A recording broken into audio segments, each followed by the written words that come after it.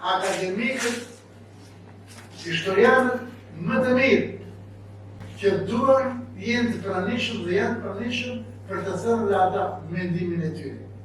Fjalën e ka profesor, doktor Ullum Gjufi, akademik i Shqipërisë.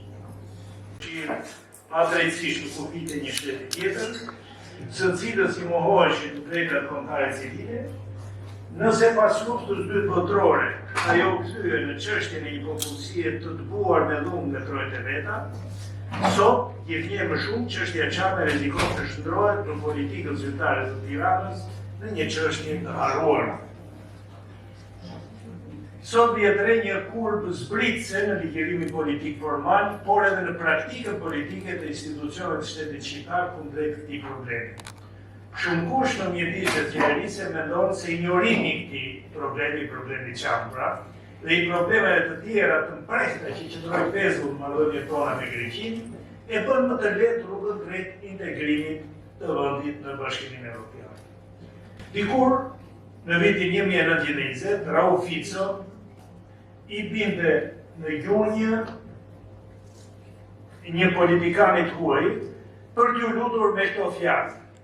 Shkëlqësi në e shpëtoni Çamërinë. Kjo ka ndodhur në 1900, kur ky patriot i madh, Rauf Fico, i ra në gjunjë një ministri të jashtëm italian duke i kërkuar pra shkëlqesë në e shpëtoni Çamërinë. Prej 35 vjetësh, politikanët e sotëm u bie në gjunjë të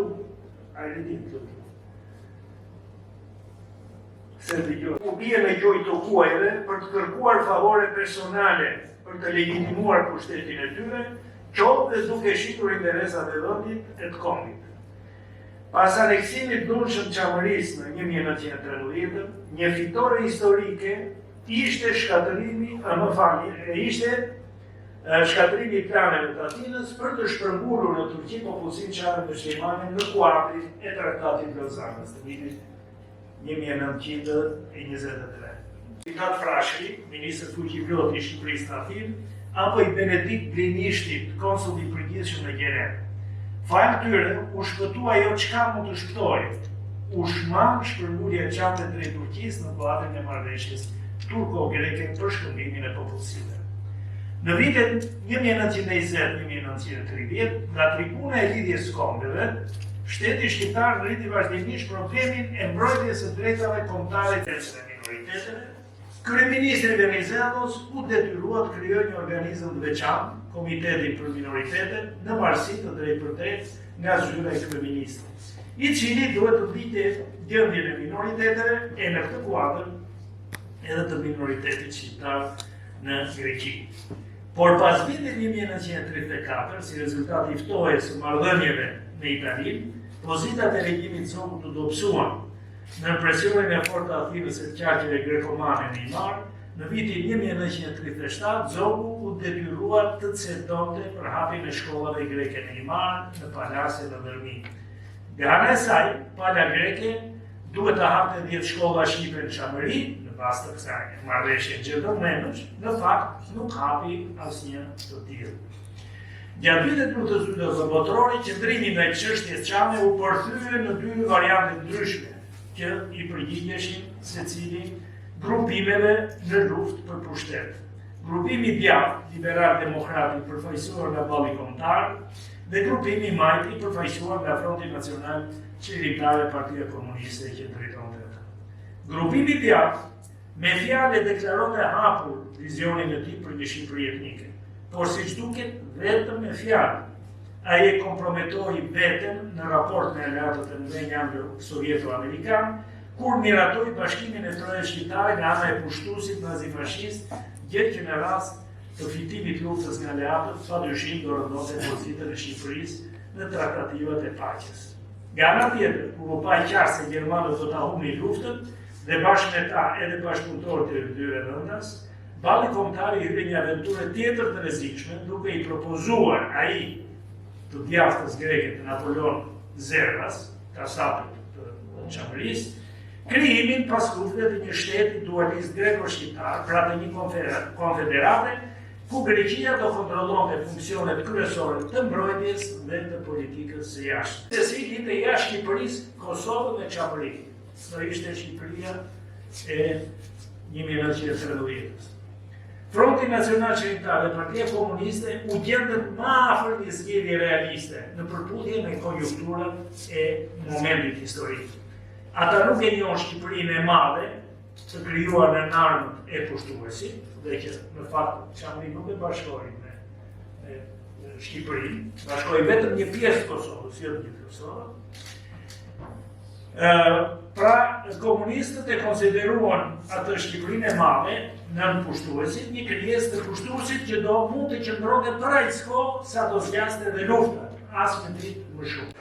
Të një popullsie të tërë të buar me falangat e zerrës, gjatë masakrave të 44-45-s, paraqiste shanse më të mëdha në kushtet e një fitore të smajtës greke. Kjo kishte dhënë prova të një qëndrimi më realist ndaj popullsisë çame, ndërkohë që zerva dhe djatha greke e kishin bërë të qartë opsionin e tyre të vetëm, atë të zgjidhjes radikale të problemit çam nëpërmjet një operacioni të pastër të spastrimit etnik. Gjithsesi, në Greqinë e pasluftës do luanin një rol vendimtar Shtetet e Bashkuara dhe në veçanti Britania e Madhe, e cila jo më kot kishte investuar shumë në planin ushtarak, financiar dhe politik në Greqi.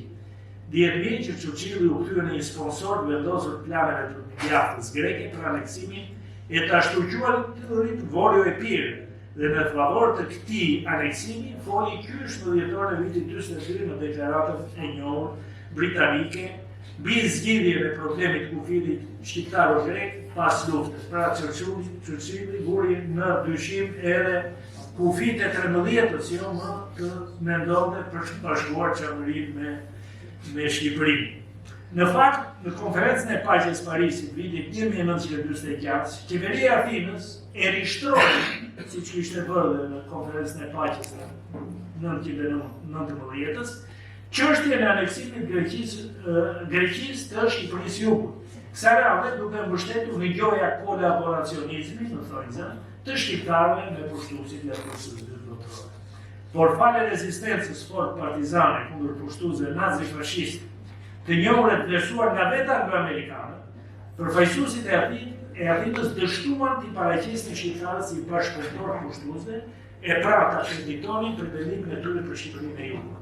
Sa i përket problemit çam, qeveria komuniste e Tiranës, prej fillimit vitit 1945, u muar me aspektin më emergjent të saj, atë të rikthimit të rrethanave të paraluftës, pra të rivendosjes popullsisë çame të duar në vaprat e veta. Ai e gjykonte se kthimi i çamëve do realizojë në kushtet e fitores së frontit të majtë në Greqi, gjë që nuk ndodhi. Forcat e majta në Greqi ishin të destinuara ta humbin luftën, nga momenti që Stalini e Churchilli ishin marrë vesh për në jashtë për çështjen e Greqisë dhe gjendej si themi frontit të perëndimit. Në këtë mënyrë, qeveria shqiptare detyrohet të trajtojë problemin çam në rrugë diplomatike, kur në mars të vitit 1945 u konsumua përfundimisht tragjedia e spastrimit etnik çam. Në 19 mars 1945 u thirrën në takim përfaqësuesit e fuqive aleate në Tiranë, anglezët dhe amerikanët, të cilëve ju shpreh protesta për krimet e forcave greke mbi popullsinë civile çame dhe u kërkua ndërhyrja e qeverive përkatëse të Londrës dhe të Washingtonit pikërisht për t'i kthyer ato në andreun e tyre, në tokat e tyre. Pas një viti, në qershor 1946, Shqipëria i paraqiti konferencës së Ministrisë Punëve të Jashtme të 4 fuqive fituese të Paris, kërkesën për riavdesimin e popullsisë çame, sigurimin dhe garantimin e drejtave të saj civile, kulturore e politike, kthimin e kompensimit të pasurive, rindërtimin e shpine dhe dënimin e autorëve të krimeve të kryera me saj. Një protest me terma djashëm i paraqit nga Turqia Hova, pas në një muaj në vjesh 1946, edhe Këshilli i Sigurimit të Organizatës Kombëtar të Bashkuara. Por mëtej, me përfundimin e luftës civile në Greqi në favor të forcave nacionaliste konservatore dhe anti-shqiptare, problemi çam doli nga agenda politike e Tiranës. Lufta e ftohtë e vendosi Shqipërinë në krah të kundërt me ato fuqi që mira po keq ishin qenë ideatorë e sponsorët të shtetit shqiptar në kufit qoftë dhe të ngushtë të vitit 1913. dhe që tani ishin paladin të mbrojtjes e respektimit të drejtave të njeriut dhe të minoriteteve. Rreshtimin fronti ligjor krijoi një vështirësi objektive për trajtimin e problemit, së cilët si shtoi dhe mungesa e çdo lloji marrëdhënie me Greqinë. Pas tentativave të Greqisë për të ridiskutuar kufiti jugor të Shqipërisë në konferencën e paqes Parisit në 46, kujdes parsor i qeverisë shqiptare në marrëdhënie me Greqinë, u bë njohja nga kjo e fundit e kufirit shqiptaro-grek, ashtu siç ishte vendosur nga fuqitë e mëdha konferencën e Londrës në vitin 1930. Për këtë qëllim, qeveria shqiptare nëpërmjet sekretariatit të Kombeve të Bashkuara tentoi më kot të ujë në tryezën e bisedimit me palë greke, e cila e refuzoi një gjë të tillë. Në kushtet e marrëdhënieve tensionuara me Greqinë, çështja e Çamit u përdor si një atu në betejën politike me Athinën. Kujtojmë për shembull deklaratat e ashpra mbi, citoj, drejtjen e padrejtësive historike që në kuptonin ribashkimin e Çamërisë me Shqipërinë, me të cilët Ömer Hoxha i drejtoi në fund të viteve 60 qeverisë koloniale të Athinës, të cilët kishin rilançuar me forcë propagandën për Vore e Biri. Me gjithë vendosjen e marrëdhënieve diplomatike mes Tiranës e Athinës në 1970, pala greke evitoi kontaktet politike midis dy palëve. Kështu që çështja e Çamit, ashtu si dhe problemet e tjera të rëndësishme mbetura pesur me Greqinë, si ai ligji i luftës, i njohjes kufirit, i kthimit pronave të qytetarëve shqiptar blokuara me ligjin e 1940-s, ligjin e luftës, betën të gjitha çështjet pa trajtuar në nivel me liderët e Athinës. Megjithatë, për bërë një provë kurajë e digniteti, fakti që prej vitit 1972, diplomatët shqiptarë të akredituar në Athinë kanë kryer vizita të rregullta në zonën e Çamërisë. Ndaj kësaj treve u kanalizua dhe një pjesë e mirë e shkëmbimeve të grupeve artistike e kulturore që filluan të ndërgoheshin në Greqi, duke filluar nga ajo kohë. Në mënyrë paradoksale, thelbi i çështjes Çame u paraqit madje në një atmosferë të acaruar nga udhëheqësi i fundit komunist, presidenti i ri gjatë takimit që ai pati me Mitsotakisin plak në Tiranë në 13 janar 1991. Donë se gjithnjë në kuadrin e një karte rezervë, në thojsa, çështja Çame u nxor papritur nga Ramiz Alia, kur kryeministri grek paraqit me arrogancë dy kërkesa themelore ndaj shtetit shqiptar. Atë të vendosjes së një kleriku grek në krye të Koashit dhe atë të rikthimit në Shqipëri të minoritarëve grek që kishin kaluar ilegalisht kufirin. Po kthimin e Çamit, me kthimin e Çamit çdo bëjmë që pyetja që Ramiz Alia i bëri Mitsotakisit të vjetër dhe nga ky moment biseda u ndërpre, nuk u realizua as konferencë e shtypit që ke parashikuar dhe në 3 maj të vitit 1993 kryeministri Mitsotakis erdhi përsëri në Tiranë, ku takoi kryeministrin e ri, kryeministrin e parë demokrat, Aleksandr Neksin. Pas debatit të shurdhët me Ramiz Alinë të para 2 vjetëve, grekët kishin korrur fitoret e para në marrëdhëniet me fqinjën e Dobët, duke filluar nga imponimi i klerikut grek Janullatos në krye të kishës ortodokse autokefale shqiptare. Edhe në këtë takim, ku që i pranishim dhe ministri i jashtëm Sereki, që ishte mjaft aktiv, duhet të në këto bisedime, pala shqiptare e rishtroi me forcë çështjen Çame, me 3 komponentët e saj. Lejimin e qytetarëve shqiptar nga Çamëria të vizitojnë vendin e tyre, kthimin e pronave të Çame dhe rikthimin e tyre në trojet e tyre. Kundërshtimeve të Mitsotakisit për të diskutuar më tepër këtë problem, kryeministri Meksi ju përgjegj se pala shqiptare nuk do të heqë dorë nga çështja Çame. Shpërthimi i histerisë i tërbimit anti-shqiptar nga në Athinës zyrtare pas dëbimit të printit grek Krizostomos Maidonis, propagandisti i Vore Pirit, deshi në një reagim pajtash për qeverisë shqiptare.